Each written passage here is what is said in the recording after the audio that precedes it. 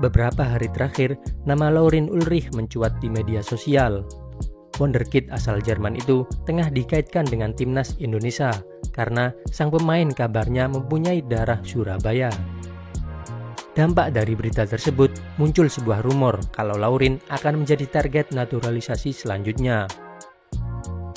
Gelandang berusia 20 tahun itu bermain di tim kedua Stuttgart. Melihat aksinya di atas lapangan akan membuat penonton terpana dan sadar akan potensi yang dimiliki. Kehebatannya tidak perlu diragukan lagi. Pada tahun 2022, Laurin Ulrich mendapatkan medali perak Fritz Walter, sebuah penghargaan yang diberikan PSSI Jerman kepada pemain muda potensial. Waktu itu dia mendapatkannya di kelompok usia 17 tahun. Saat ini, Laurin sedang on perform. Dari 5 laga terakhir, dia total mencatatkan 1 gol dan 4 assist. Golnya diciptakan melalui free kick yang dieksekusi dengan sangat cantik. Sementara di laga terakhirnya, pemain yang memakai nomor punggung 10 itu memborong 2 assist. Untuk lebih lengkapnya, mari kita ulas bagaimana kualitas yang dimiliki oleh Laurin Ulrich.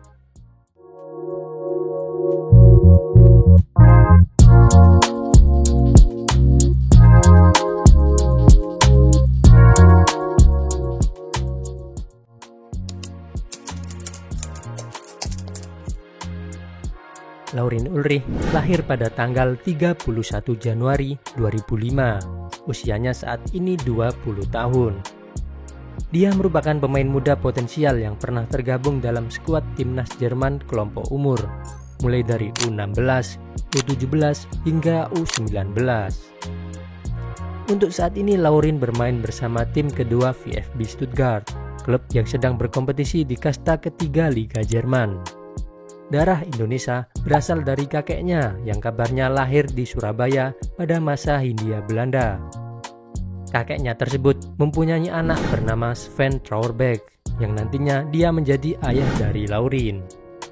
Ayahnya itu merupakan mantan pesepak bola yang berposisi sebagai striker. Namanya sebagai pemain bola mungkin tidak begitu terkenal karena karirnya banyak dihabiskan di Liga 4 Jerman. Belum pernah merasakan kompetitifnya persaingan Liga 2 atau Bundesliga. Jalur keturunan Laurin memenuhi syarat untuk dinaturalisasi. Apalagi dia juga belum pernah bermain untuk timnas senior Jerman, sehingga kans untuk membela timnas Indonesia masih terbuka lebar.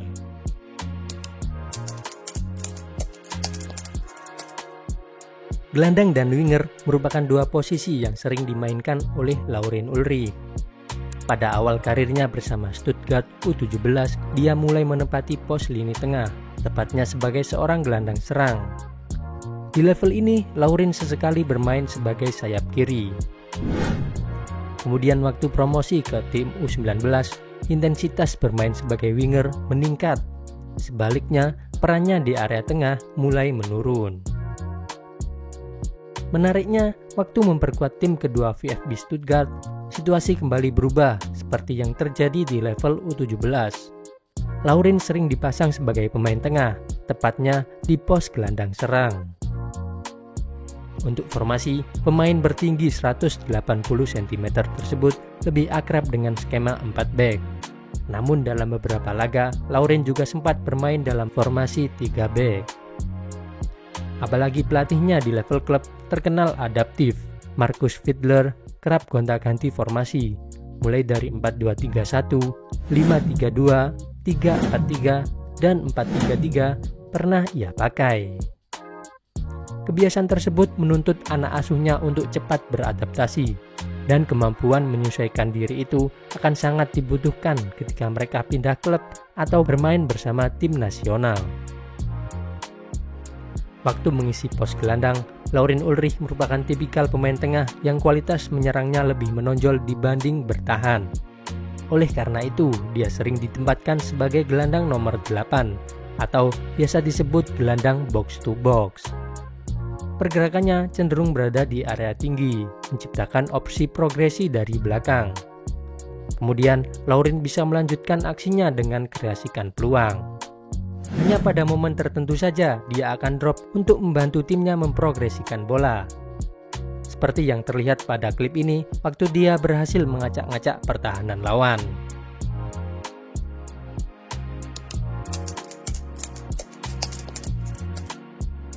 Attacking jadi salah satu aspek yang cukup menonjol.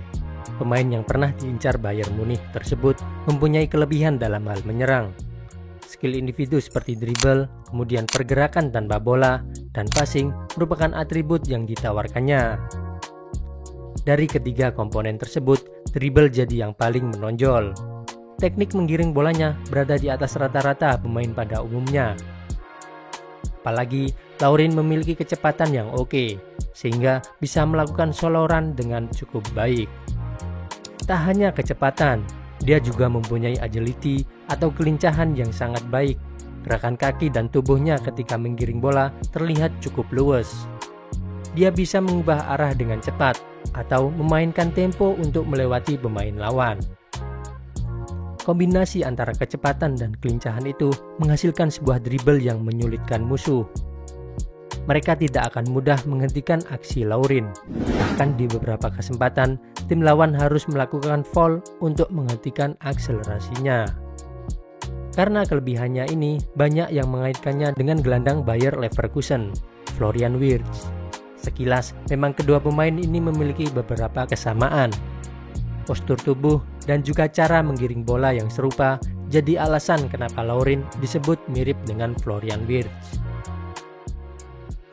Selain dribble, pergerakan tanpa bola juga jadi aspek yang bisa digunakan untuk melihat tingkat mental attackingnya. Contohnya ada dalam klip ini.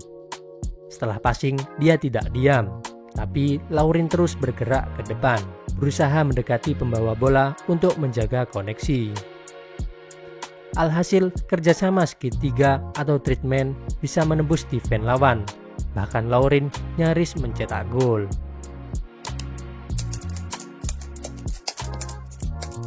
Sebagai seorang gelandang, visi bermain merupakan bagian penting. Pemain tengah yang visioner sangat bermanfaat ketika timnya berada di fase menyerang. Umpan-umpan mereka kadang menjadi proses awal terjadinya sebuah gol. Visi bermain dari Laurin Ulrich sebenarnya cukup bagus. Pandangannya cukup luas dan mempunyai kejelian dalam menemukan rekannya. Tapi yang jadi problem adalah eksekusinya. Terkadang umpan yang dilepaskan tidak begitu akurat, sehingga serangan tidak dapat diteruskan. Pada momen ini, keputusan Laurin untuk ekspos ruang belakang lini lawan sebenarnya sangat baik. Namun niat itu tidak dapat dilakukan dengan sempurna, sehingga bola yang dilepaskan bisa diamankan oleh kiper lawan. Tak hanya akurasi passing, kebiasaan menggiring bola juga meningkatkan resiko direbut lawan. Dan di beberapa kesempatan, dribble Laurin bisa dihentikan oleh musuhnya. Di usianya yang masih 20 tahun, gelandang potensial itu masih memiliki banyak kesempatan untuk memperbaiki kekurangan atau meningkatkan kualitasnya. Di awal kita sudah membahas tentang medali perak Fritz Walter yang diberikan kepada Laurin Ulrich. Hal tersebut membuktikan bahwa gelandang Stuttgart itu berada dalam pantauan sepak bola Jerman. Mereka berharap Laurin bisa menjadi penerus Toni Kroos, Mesut Ozil, atau gelandang-gelandang hebat Der Panzer. Dengan begitu, Indonesia menghadapi tantangan besar. Laurin sendiri juga dihadapkan dengan keputusan yang sulit, karena jika dia menerima Indonesia, otomatis dia tidak bisa bermain untuk timnas Jerman. Begitupun sebaliknya. Kalau menurut teman-teman, bagaimana kans Indonesia mendapatkan Laurin Ulrich? Dan apakah skuad Garuda masih membutuhkan pemain tambahan? Coba tulis pendapat kalian di kolom komentar.